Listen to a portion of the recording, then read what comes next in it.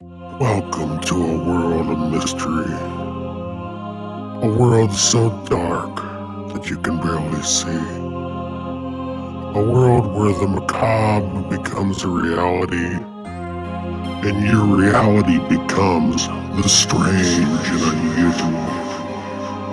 This is an October edition of the Cain Stevens Paranormal Super Show. I think there's millions of people praying for the apocalypse right this minute. Oh, there are. I see them all day long on TikTok and all the social medias. Mm-hmm. With Rosh Hashanah and everything going on. They're literally saying today was actually supposed to be the apocalypse, and then now the 23rd.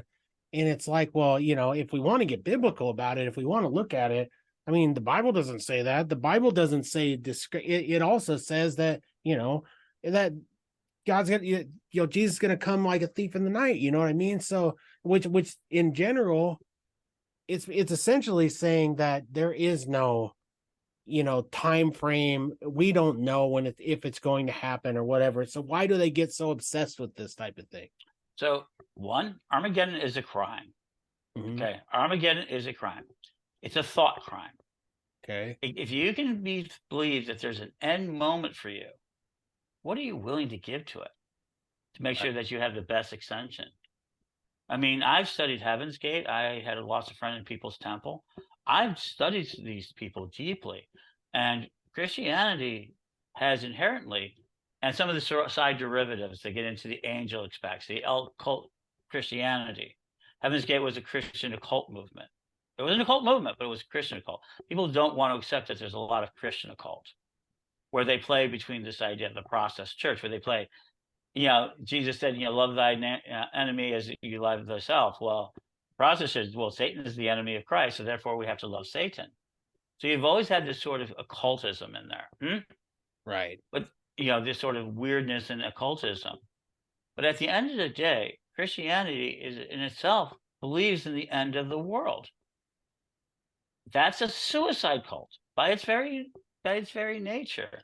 And it's not real Christianity. Right. It's not Gnostic Christianity. There's a lot of other forms of Christianity.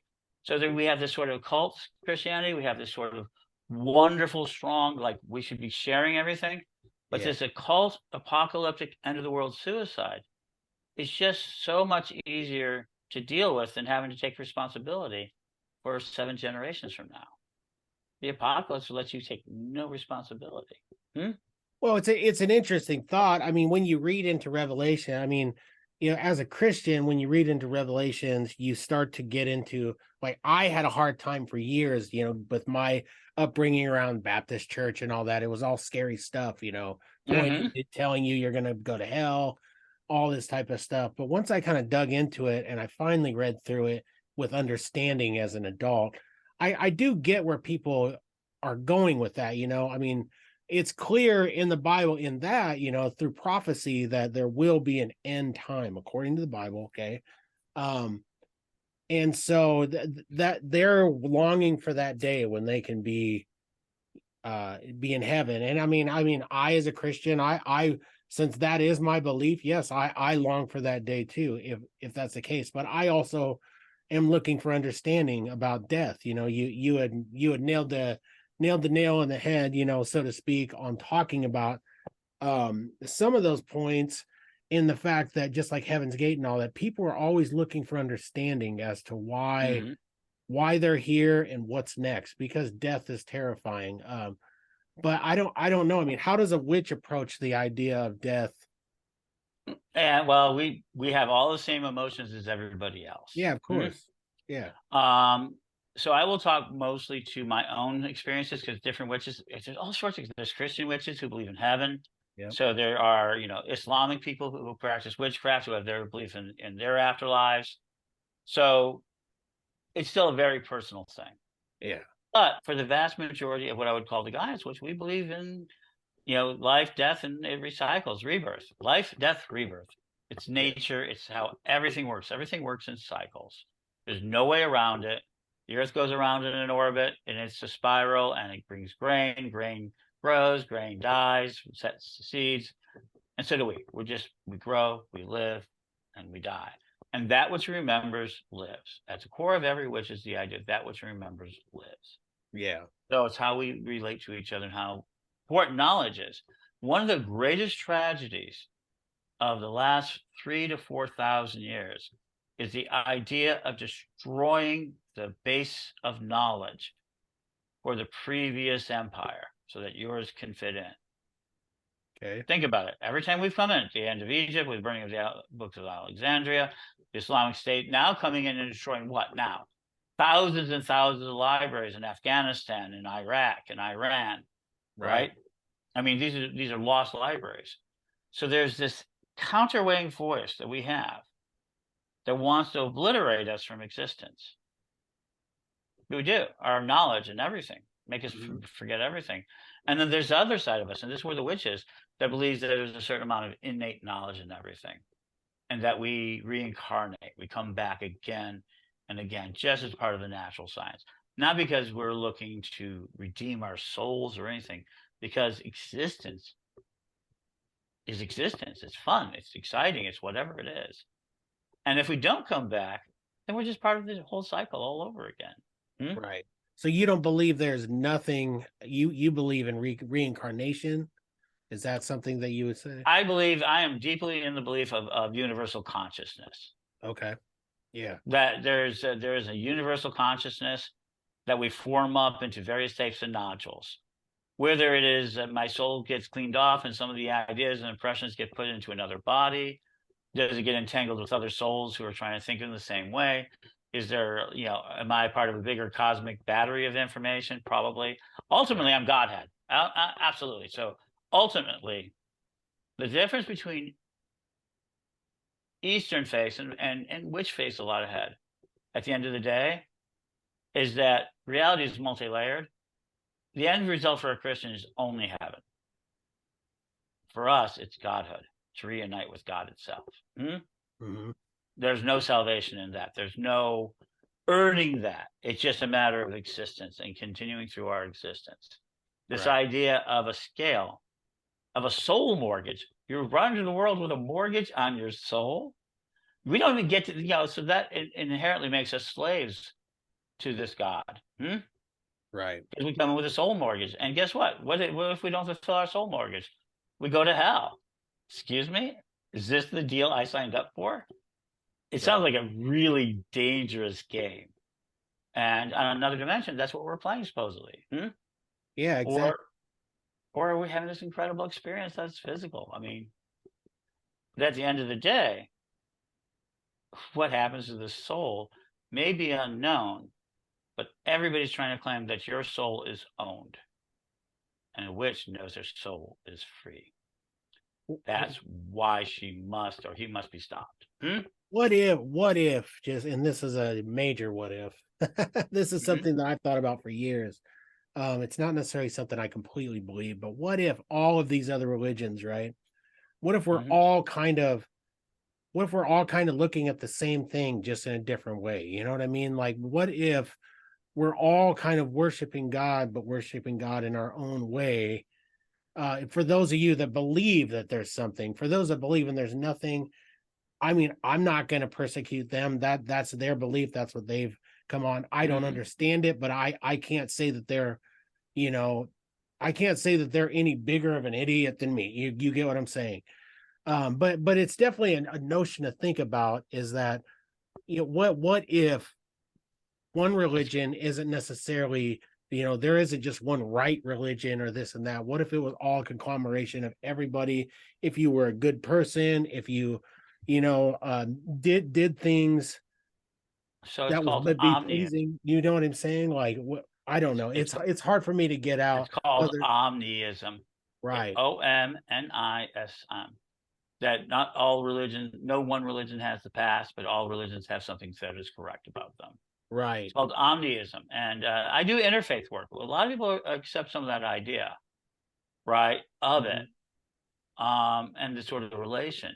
But you got to remember something. Let's talk really serious about the difference between spirituality and religion. Right. There is a difference. Yeah. Okay. Spirituality is your personal experiences. Spirituality is how you interrelate with spirit. It's how you interrelate with deity. It's what's the inner life of a priest, the inner life of a priestess. Our inner life is our spirituality. Right. Religion is a structure that is created to harness human energy towards common goals. Right. And the experiments have proven that if we believe, and somewhere early in our psychology, we believed if somebody was watching us, just like we were watched by our parents, we would behave better. We would behave more collectively. That began 70,000 years ago. Right. And so we began to create symbols and stories around ideas that brought us together enough to cooperate, to create better things. And it's never, ever stopped. What do you think the world would be like if we didn't do this? Do you think we would be reduced to, like say you get a bunch of animals together? I mean, I hate to compare the human person to animals, but you get what I mean. Do you think it'd be complete chaos? No, I think it's all multiversal, right? I mean, I think it is that. So let's face it, human beings. So you can imagine the one thing about us we learned about, there was a moment that our imagination came to life. Right. And that imagination allowed us to share stories that we didn't know were true, but were willing to accept as true.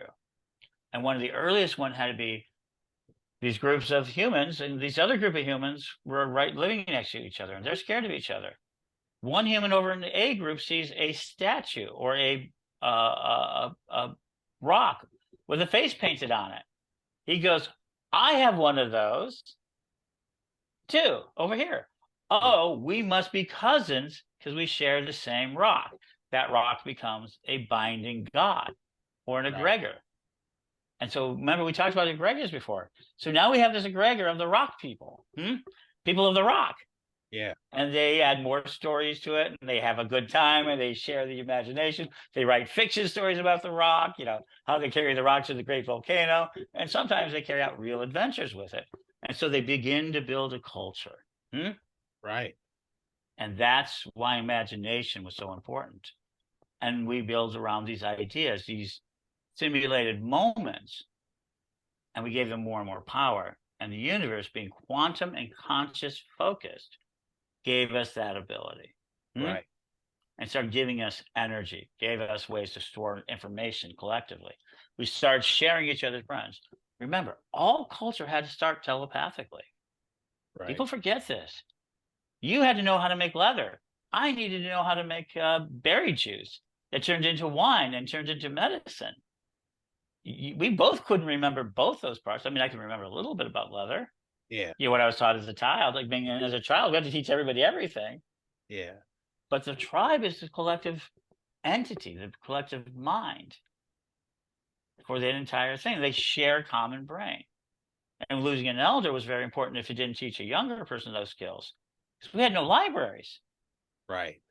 And that's the core of all of us still today. That is the most important part of being a human, a homo.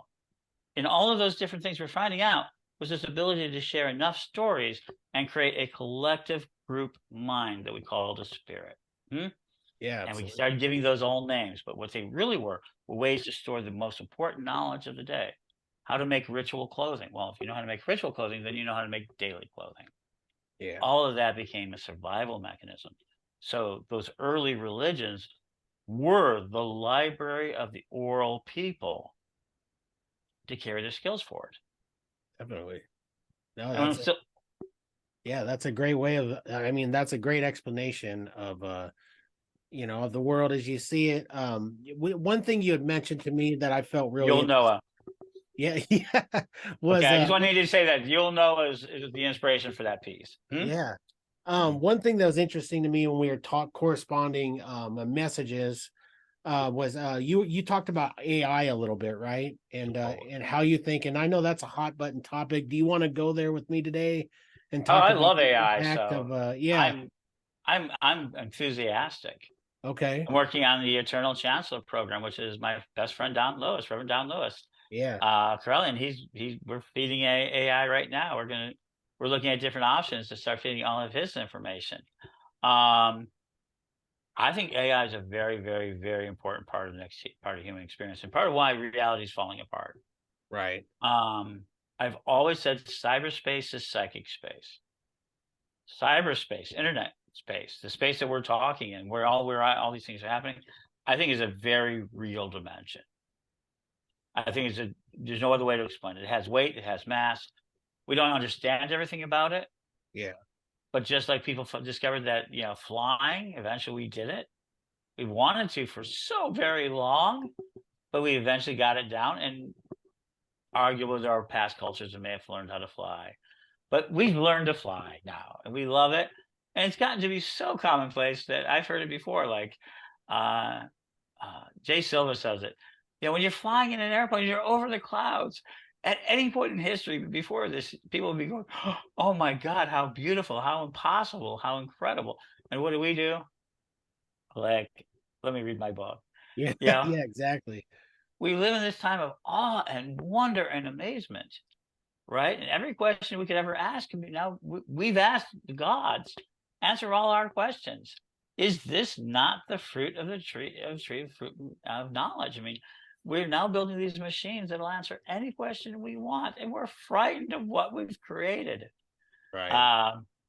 It's going to build us an afterlife. I mean, I think it's all human knowledge, the Akashic records. It's everything, every psychic, and for me as a witch, everything I've ever asked for. Give me access to all knowledge on Earth.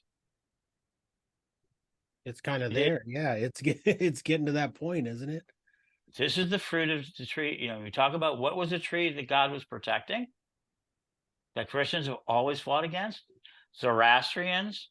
Oh, I can name the Mithrians, right? The Jews were warned against is the fruit of tree of knowledge. Right. And we're not just talking Christianity. We're talking about udons was the same thing. The apples, the idea of knowledge. AI is the forbidden fruit. Absolutely. Yeah. Literally. But it's not Skynet, like it's not Sky, at least it's not what people think it is just because Terminator, just because a movie. It doesn't have to be that, but it is interesting to think that it could get out of control given the wrong people. So let's be honest here. So let us talk about species differentiation of Gaia. Yeah. I'm a Gaiaist. How much of the species of the world have survived? Have survived? Yeah.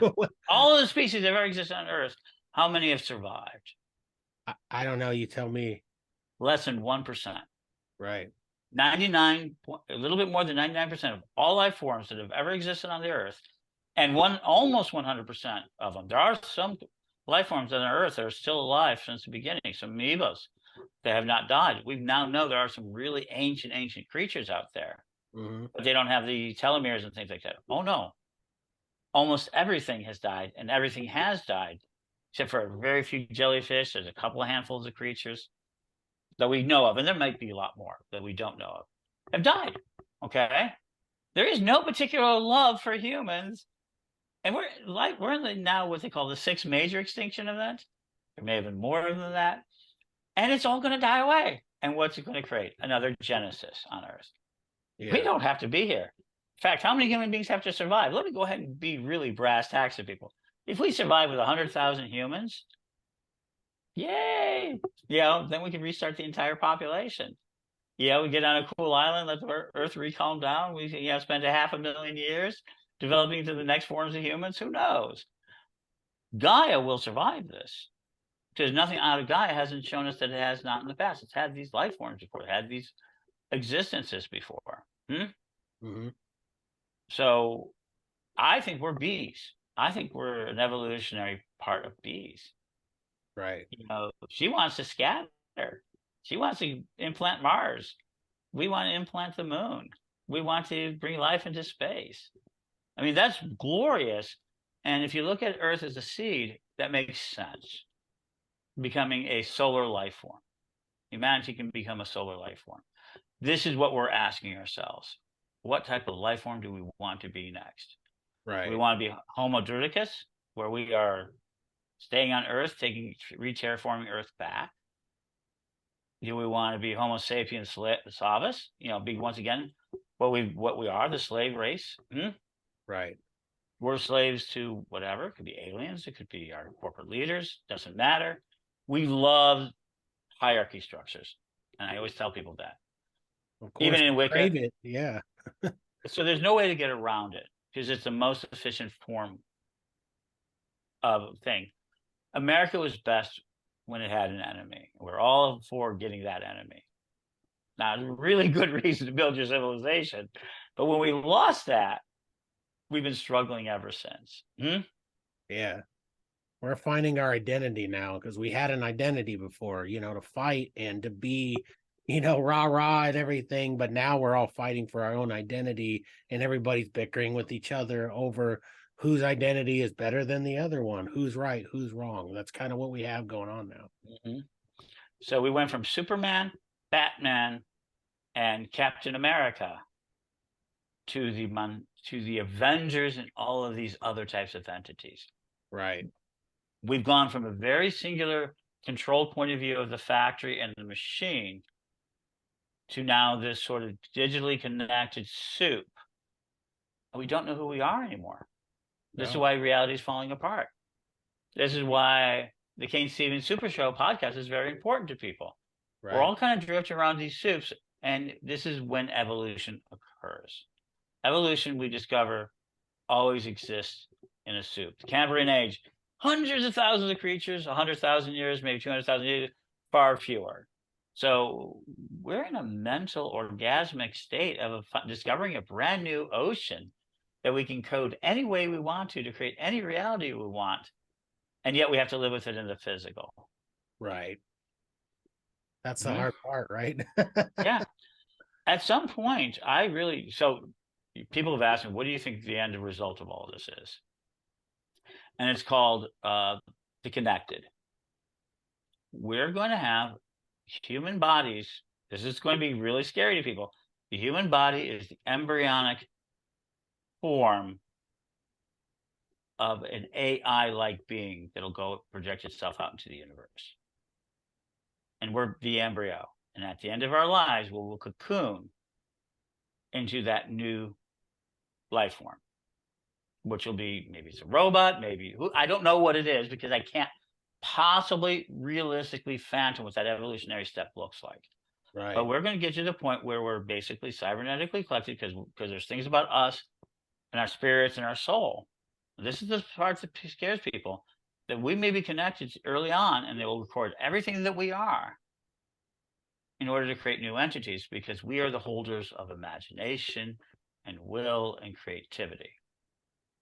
And until the next life form learns all that, right? I think we're about to become something, humanity's about to become something else. That's what the artificial intelligence lacks, right? It lacks the creativity that we have and all that. It can, assume all of the possibilities of something and take all the outcomes and then come up with the best solution. But at the end of the day, it doesn't have the imagination that we do, the creativity to go further, right? It doesn't have it does it through a series system called iterations. Right. And let's be honest, 99% of human knowledge is based on the same principle. That's why it works. It's iterations. You go to school, what do you learn? 1 + 1 = 2. You don't even learn why 1 + 1 equals 2. That's for college. That's for higher thinking. You just have to accept 1 + 1 = 2. You're just told to memorize things. That's all you're right. And that's called iteration knowledge, so that we can all work on it. And as long as we did, but if you got that kid who's base 12, he's going to be not as good with the other kids, even though he's smarter. He's going to be talking different math, right? Right. And that's there are 60, some cultures, the Sumerians, the reason why we have a clock of 60 seconds and 60 minutes is because the Sumerians had a base 60 numbering system. Right. And they divided up the worlds, and that exists to this day, thousands and thousands of years later. That's called iteration knowledge. We get it through iteration. Right.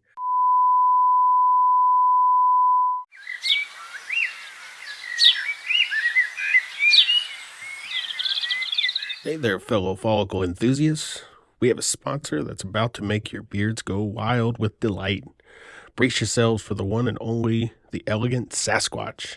Are you ready to unleash your outer beast? Cain, I've been waiting for this moment my entire bearded life. But tell me, how can the elegant Sasquatch help us awaken our inner beasts? Oh, my hairy companion, the elegant Sasquatch has a treasure trove of beard products that will have your whiskers partying like it's the wildest night in the forest. From their aromatic beard oils to their beastly balms and buttery concoctions, they've got everything you need to make your beard sing with joy. I can almost hear my beard belting out its own rendition of I Will Survive. Your beard is in for a treat, my friend, and here's the best part. Every single product is handmade with love. Picture this, a team of Sasquatch artisans rocking their aprons and wielding their grooming tools, crafting beard goodies that will blow your mind. It's like a hairy fiesta of craftsmanship. I can see those Sasquatch artists dancing with their combs and trimmers like they're on a hairy stage. Absolutely. These bearded maestros pour their heart and soul into every bottle of beard oil, every tin of balm, and every tub of butter. They're like the Michelin-starred chefs of the beard world, creating culinary delights for your facial hair. My beard is salivating in anticipation. Well, get ready for your beard to do a happy dance because the elegant Sasquatch has you covered from all angles. Their beard oils will make your whiskers as smooth as a buttery glide. Their balms will sculpt your beard into a masterpiece that would make Da Vinci jealous. Their butters will leave your beard softer than a cloud made of marshmallows, and their washes will cleanse your beard with a scent that's fresher than the waterfalls in the Rockies. My beard is ready for the bearded revolution. You can find the Elegant Sasquatch on Instagram and Facebook. They're ready to share their hairy wisdom, showcase their bearded customers, and entertain you with memes that will make your mustache curl with laughter. I can't wait to join the hairy community and bask in the glory of their bearded memes. So, folks, get ready to let your beards run wild. Unleash your outer beast and head over to Facebook and Instagram to find the Elegant Sasquatch. Trust me, your beard will thank you, and you'll be the envy of every bearded creature in the virtual forest. Here's to smelling like a wild creature and embracing your inner Sasquatch. Cheers to that, my fellow bearded brethren, and stay elegant with the Elegant Sasquatch.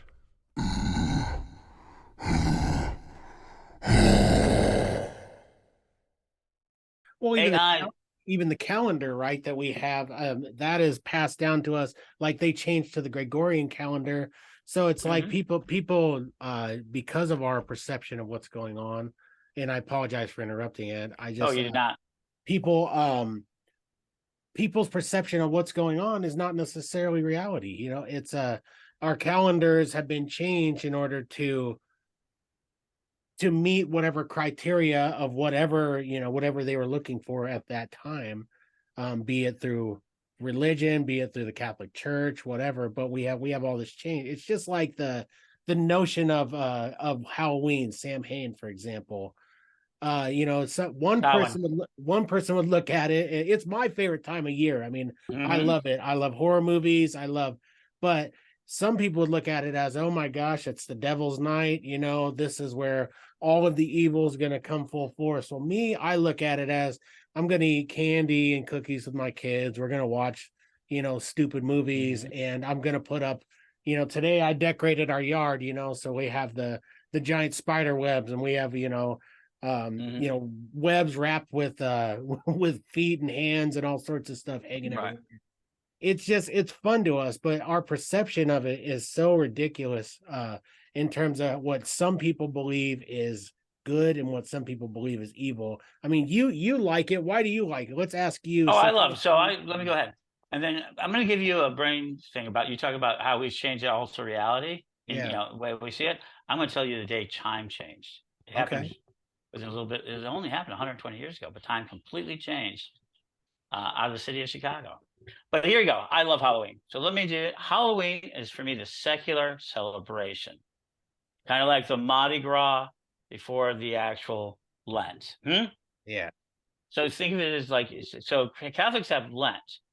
And what is Mardi Gras? That huge celebration of joy and life and everything else that lets up until, Fat Tuesday and then Lent. Yeah. Right? And so Lent is really the religious holiday. Yeah. Right? Lent is the practice. Okay. And so, but all that Mardi Gras and everything else is all these things humans have added to it to enjoy it more and give it greater reflection. Halloween is the Mardi Gras part, that huge celebration of having fun, to Samhain. Samhain is our observance of the dead. Day of Morta. It really takes on the first quarter thing. It's usually like now about 5th, 6th, 7th of November now. It's actually got a real astrological piece to it. I won't get into it. And you can look it up so easy. Isn't that great? Zoop, zoop. Oh, yeah, that's right. So you have this sort of wonderful Halloween, the fighting the fear of the dead, kind of living with our monsters, making reconciliation with those beasts, really kind of letting our inner inhibitions go to practice what we are, eating good food, handing out sweets, which were very expensive historically. We forget how much of this is ingrained in ourselves, in our bodies, but we're like, sweets were rare. Yeah, I of course mean, they were. and so Halloween became a day you could give out rare food. Remember, all these holy days or holidays are holy days. It was reason to collectively collect good food. I mean, 4th of July is a holiday, right? It's a holy day for Americans. And what do? Bring up our sodas and our beers and our hot dogs and our hamburgers, and we share a community time and a community meal. And we blow Halloween's crap up. And we explode right, things. and we have fun with it. But it means that. But it ultimately comes down to it. So sweets were rare, and it was a way to celebrate the foods. And they would have, all feast days. You would have the dinners you would have at that time, and you would have to eat anything that would rot, because there's old legends about everything left in the field after Samhain Day, which was different days every year, but was go to the hobgoblins, and the hobgoblins would chase you for that. Oh man, and it's the idea that these are already passed. There's diseases on them. There are already things that are already passed. It was a very good way to say they're already rotting. Right. But in order to make sure kids and other people knew how dangerous it was, they created these very dangerous stories and then acted these beings and called them into existence. They may have already been there, but they said, okay, we're going to acknowledge you. Right. And so we have this very dark part of it, and the spirits of the dead.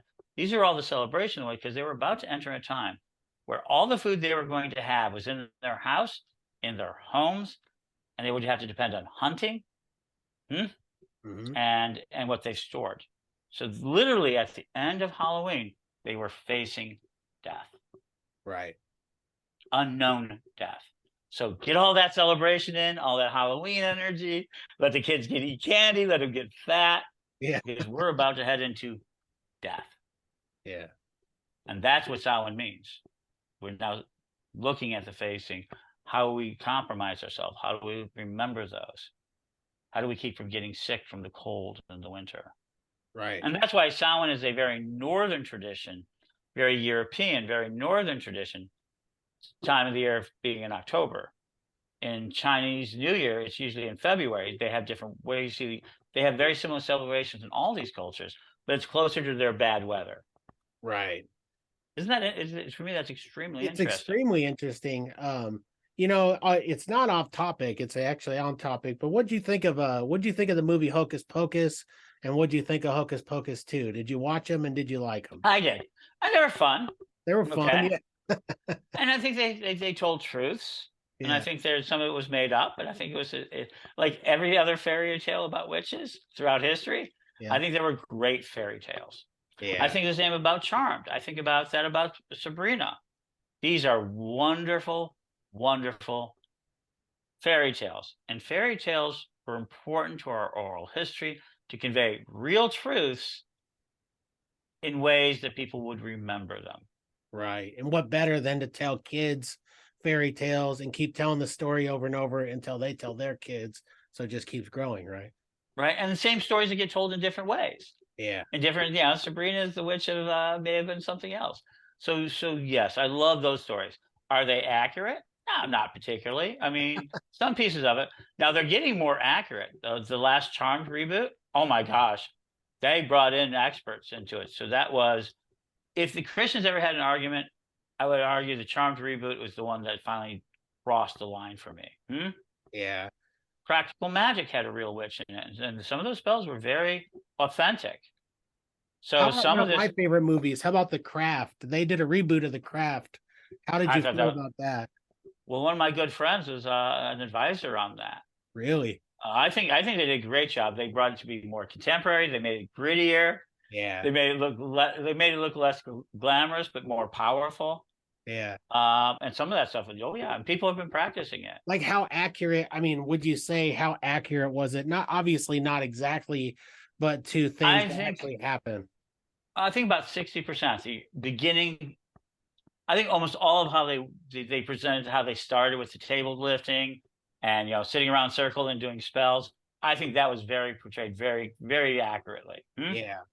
It's when, and we all hope for it someday. Let me be honest with you. We hope we get to have these effects. Yeah.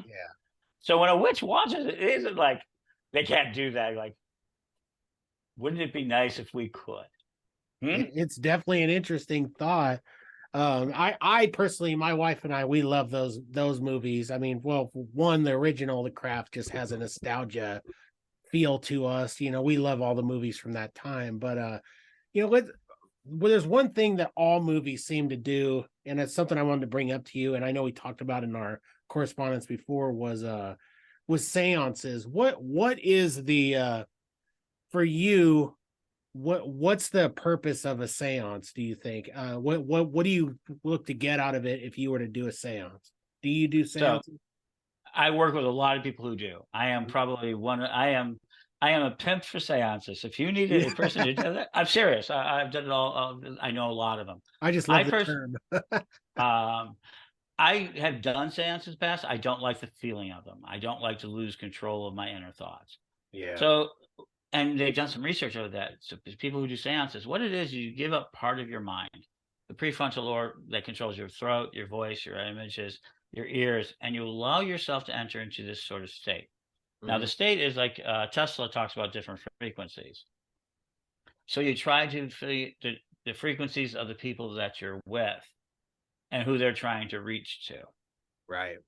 And so that is what the real core of it is what is the telephone that you're creating and communicating. The person who is the seance person is trained to be the telephone.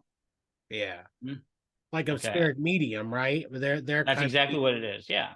but do you think it's a bunch of, and I'm not saying it is, do you think it's a bunch of horse hockey, or do you think that it's for do you think that it is just something that that person is manifesting on their own, and maybe it's not as accurate as what they're saying? Do you really think that they're talking to the, bringing out the dead, bringing out what they have Yes. to say? Really? Okay. So I say yes to both sides of it.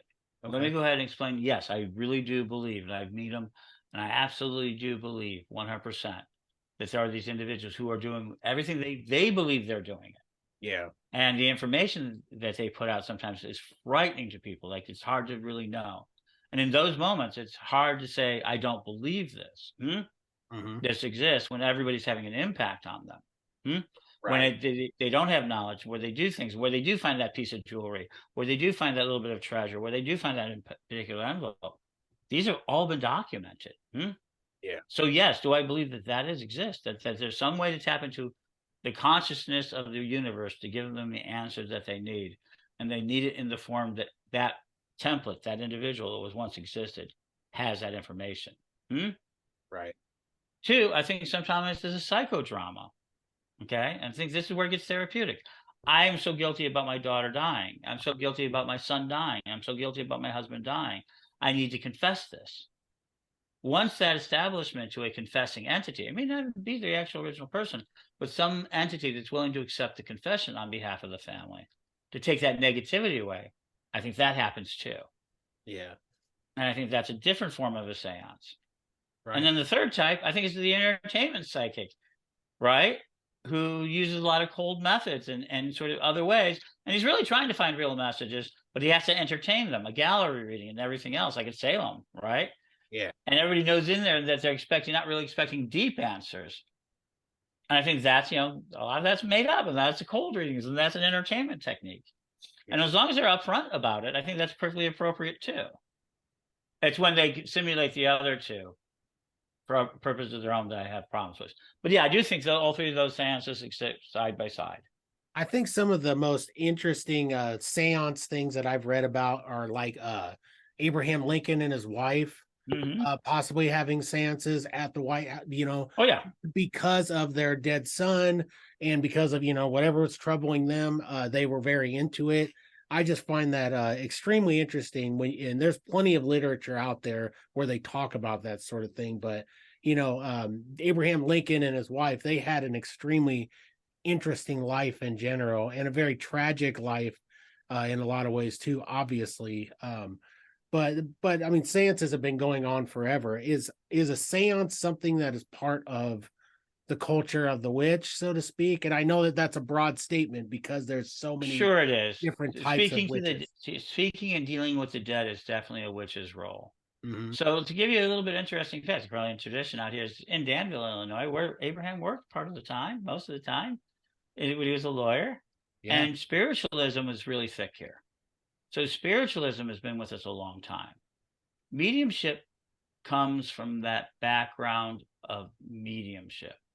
And it came out of Europe. It's been with us for a very long time. And it's suppressed. And every once in a while, when you get out into the frontier areas, it comes back. And you had both the Fox sisters who were, found to be kind of real, but then when the money started really getting good. And this is what really happens to these poor people. Yeah. They do a really good job and they get an audience and they work really hard and they get more money. But now the audiences are getting more jaded. Right. They're not really believers. And the question is, can you stay on your believer's trail? And that's what Abraham Lincoln did. He was a believer and things like that. And he didn't have these big flamboyant seances in the White House. He had very serious ones. Yeah. Yeah. And I believe in those. I mean, if they have nothing else, they have a therapeutic active. But the problem is that after a while, even the best medium who wants to go after those dollars, like John Edwards was famously good. Yeah. And then now he's like, he's half comic because, he's a celebrity. Yeah. We have to make these so that's why I think people get a bad taste about seances and mediumship. Hmm? Well, I mean, I myself have been to a medium before, and I'm not, I will say it's extremely interesting. It doesn't matter how you look at it, religiously or whatever. It's interesting the answers that they put. I can say with 100% certainty that whatever this person was talking to had answers to questions about a friend of mine who had died, a friend of mine who I'd been best friends with for 30 years, Mm-hmm. that only he and I knew. And I felt that was, that really blew my mind because there's no way possible at all that anyone would know this particular thing. And I don't want to share it with people because that's something between me and that, but I can tell you with the 100% certainty that it was at least interesting, the fact that she brought up something that could not be known by anybody else but myself and this person. And so those are the moments that I say, yes, do I believe in this? Yes. Yeah. That's a personal gnosis. I can't prove to you that it was. Hmm? Right. But where Right. does the vessel become wrong? Like, Ouija boards, for example, I do not delve in it. I don't I delve love in Ouija boards. I know, and a lot of people do. I just, maybe it's my religious superstition. But on the other hand, I do paranormal investigation, and I have a spirit box, that I built myself out of certain things, and there are weird answers and responses that come through. What do you think? What's the difference between a Ouija board and a spirit box? Is there anything? Let me give you something even more bigger right now that you can prove, your audience can prove beyond a reasonable doubt if it's true. Okay. Dolls, haunted dolls, Yeah. Annabelles and all that. Do you know prior to one event that there was hardly ever talk about haunted dolls? They were like really rare and hardly ever talked about. I can only after this. There's only once this one show went on the air on television, it exploded and it's continuing to explode today. Twilight Zone, the doll. The doll, man. You can absolutely trace back the entire haunted doll phenomena of the modern age to that episode. And what an episode, right? And it's created an egregor. It started creating an egregor, a hole in reality. Yeah. It's not supernaturals. You talk about supernatural invasions. Now we have lots of haunted dolls. Where did they come from?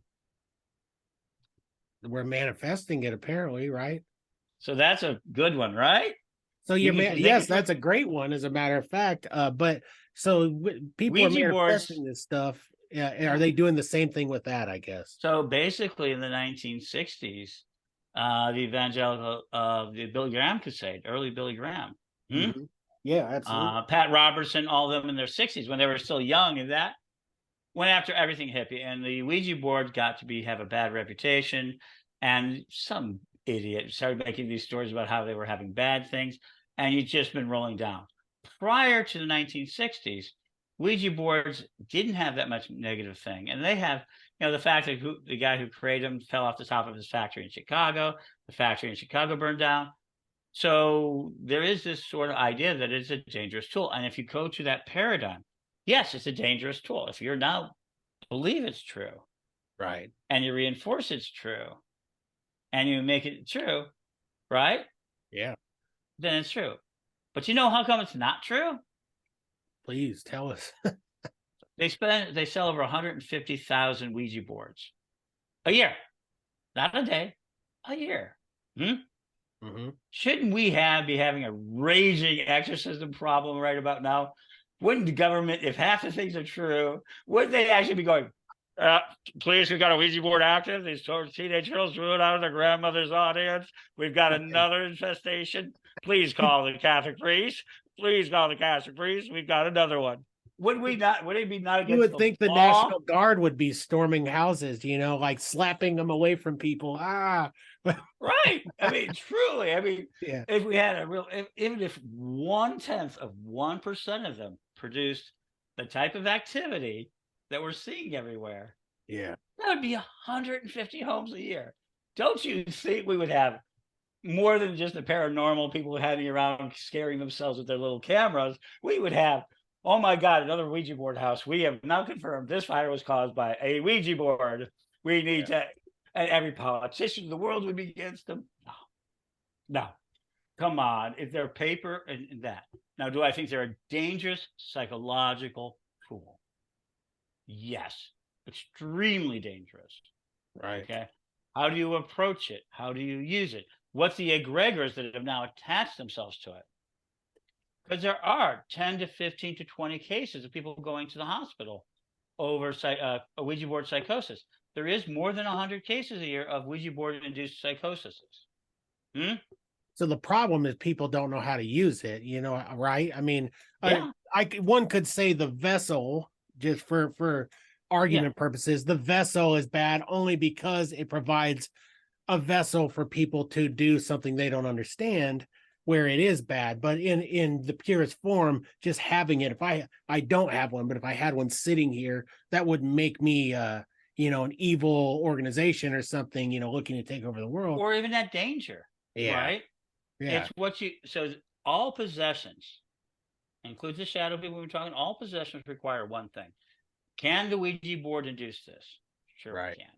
And that is, do I accept a negative being into my mind? Right. Absolutely. Into my life. And can that happen on a Ouija board? Certainly. Does it happen on the majority of them? Like I said, no, we would have a whole police department dedicated to that. Yeah, the Ouija board police. Right. And the same would be true of tarot card police. Some people Yeah. say the same thing about tarot cards. But if you're open and are looking and are willing to let a negative entity in, it can come in any number of occult practices. Right. Are there occult practices that allows you to absorb a negative entity? Yes. Is Ouija boards one of them? Yes. Is it likely to happen? No. Right. Right. On that. So it's a matter of what you accept into your life. And Christians are trained, particularly trained, to be possession vulnerable. It's so rare that it happens, but they want it to happen enough, especially in some of the more extreme Christianities. They train you how to be vulnerable to entities. Yeah. They kind of open you up and don't give you the tools. Whereas a witch goes, oh, screw you, entity. I see you. And if you come near me, I'm going to obliterate you from ever existing in this reality and send you back where you are. So the way we deal between a witch is that we're not victims of these forces. These forces have always been with us. There are things that we work with: positive, negative, nature, animals, plants, mushrooms, chemicals in our air. We have to deal with all of these things. We're a filter of that. Whereas in a lot of religious forces, they teach you to be victim to those supernatural forces.